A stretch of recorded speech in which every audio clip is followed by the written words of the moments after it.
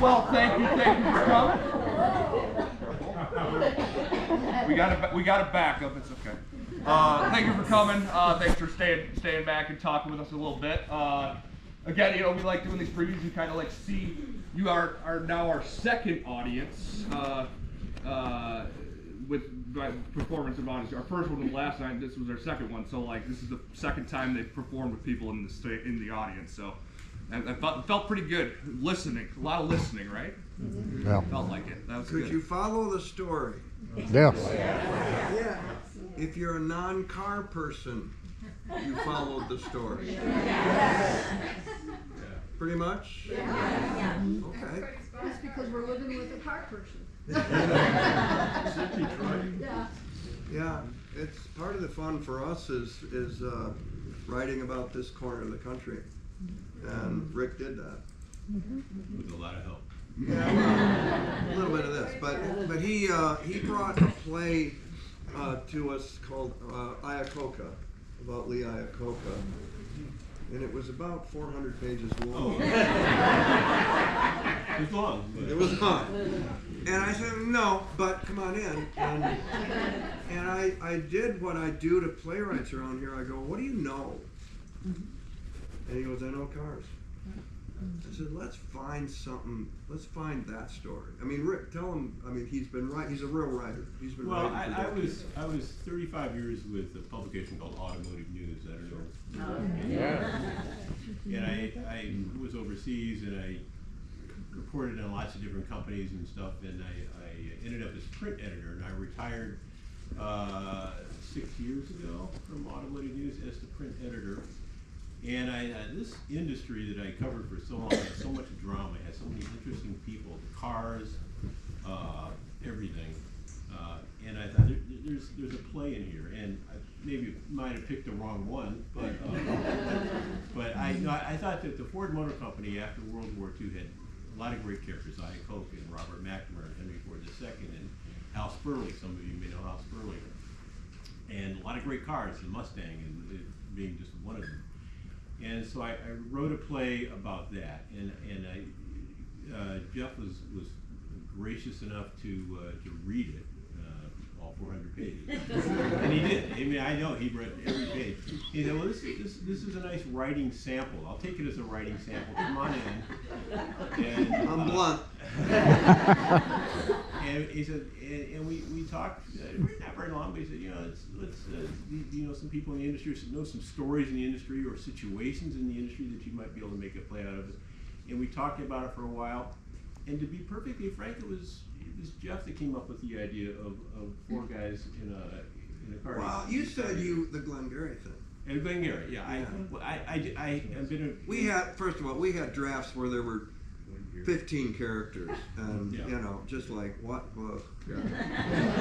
But so we had to do that. But then he said, well, I was always a fan of David Mamet's Glengarry Glen Ross, because this guy's working in a very high pressure situation where there's a monthly clock and no one remembers what happened 30 days ago, and that fit a used car dealership. And so it was an opportunity to bring in the cars and the people that I know and some of the language, some of the technology. I'm sure there's many out here who know more about that than I do, but I tried to bring it all together into the story, and we worked on it for 14 months and went through several drafts and had Audette, who's in the play tonight, is off stage, was a major character in the first couple of drafts, and we this is Jeff's famous thing.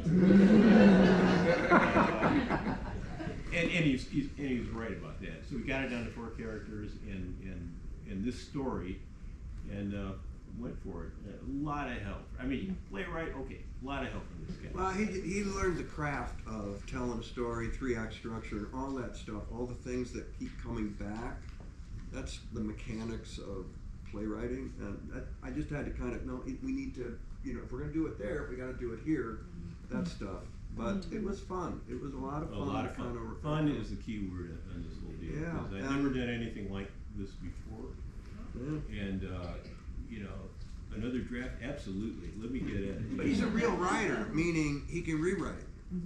rewrite and rewrite and rewrite. Yeah, and it The real was all writer, and great. he's been writing forever. So that was a big, okay, maybe there's something in this guy. And then when you came up with the scam, Yeah. that was like, there it is, there it is, there it is, the big betrayal. Now we just gotta set the kid up as this, you know, and then flip it. Yeah. Go. Anyone have any questions? Any feedback? Anything?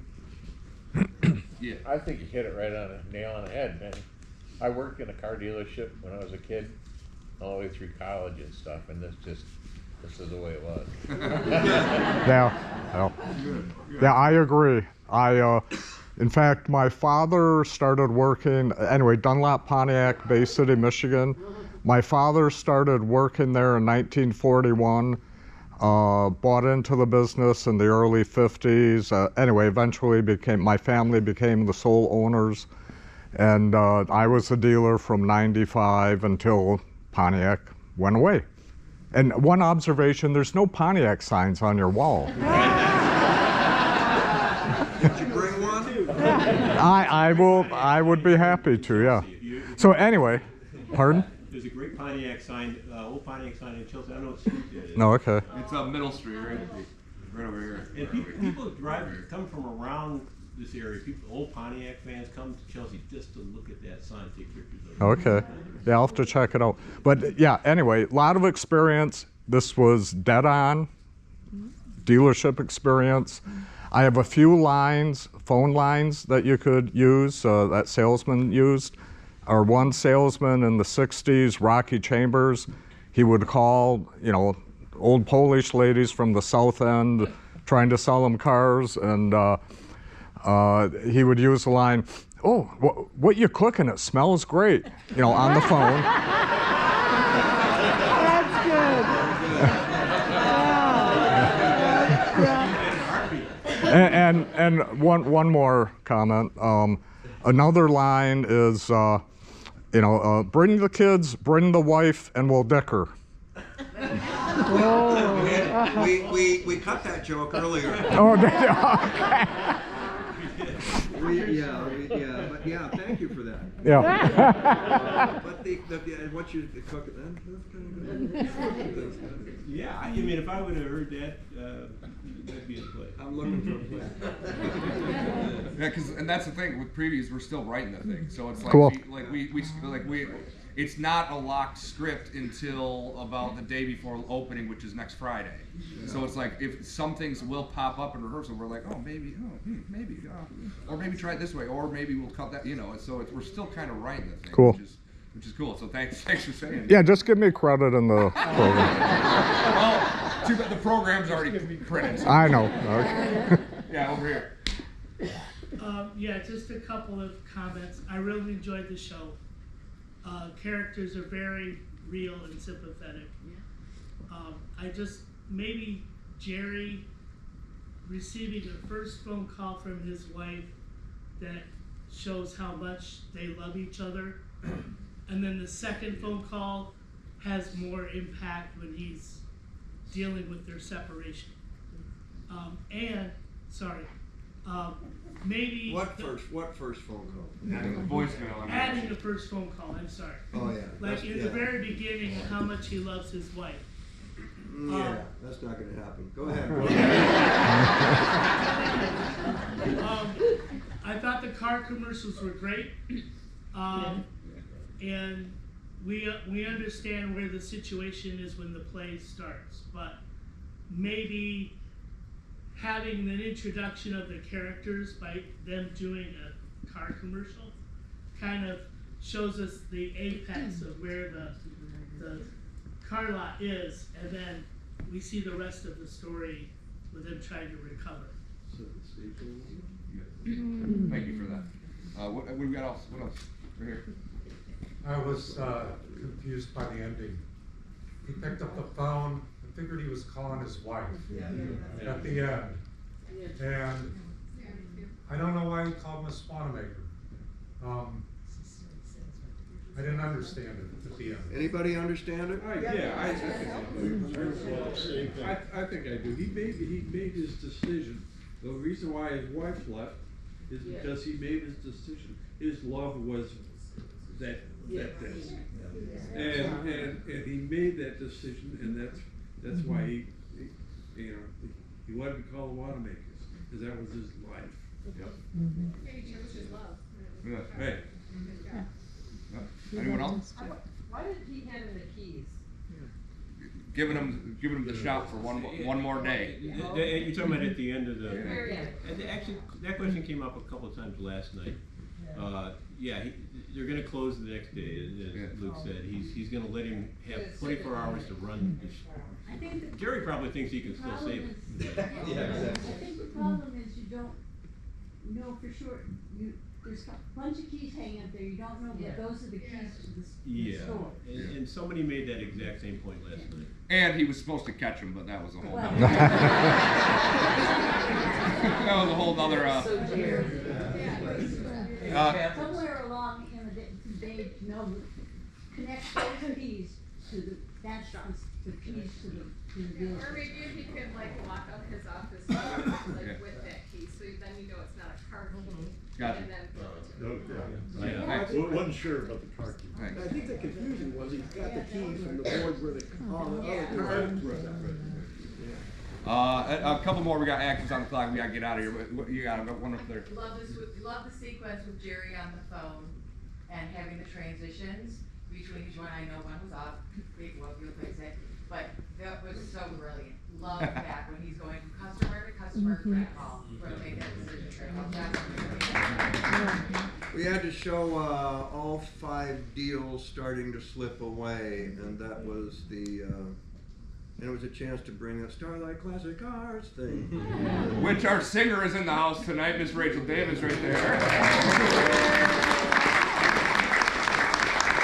Recorded all of the parts for the choir and all the parts for everything, so it was all her. So. All right, let's do a couple more, then we got to head out. So thank you very much. Yeah. The line, what you are is what you were, really hit it with me. And I don't know how important that was when you wrote that, but that, to me, was a great line. Yeah. Yeah, and it's like such a pivotal moment in that little exchange. So yeah, I get that. Thank you for that. Yeah, one more. It's yeah, that one we knew we had something, and we had that one. All right, one more, and then we gotta. Absolutely love the production. No comments on that. But former technical writer for Ford Motor Company and Detroit Diesel. 2 very minor technical corrections. He told me you were coming. The Boattail Riviera didn't come out till 71. And the P71 Ford Crown Vic Interceptor was 4.6 liter, not 4.5. All right.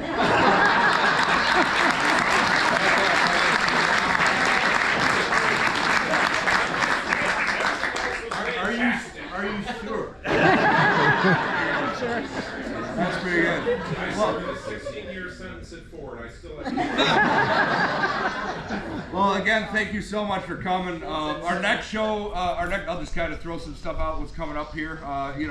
We open again next week, so. If there's still tickets left, come on back. It might be changed. It might be a little different. We might have those technical elements. But having said that, our next show is a Michigan premiere by Stephen Dietz, a whodunit based off of the novel by Agatha Christie called Murder on the Links, directed by David Bendina. This summer we will produce a world premiere by Carrie Krim, a new comedy and companion piece to her previous play, What Springs Forth, which we did a couple years ago for those that have been here a couple times, called Emma's Weddings. Directed by Kate Thompson.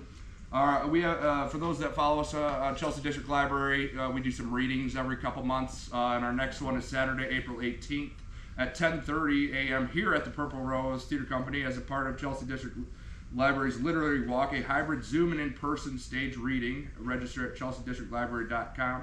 And the reading's entitled 2026 New Works Comedy Festival, which will include a few 10-minute plays written by some of our PRTC playwrights, including Jeff Daniels himself here. And check CDL and PDRTC website for more details. Again, thank you so much for coming. Thanks for staying with us.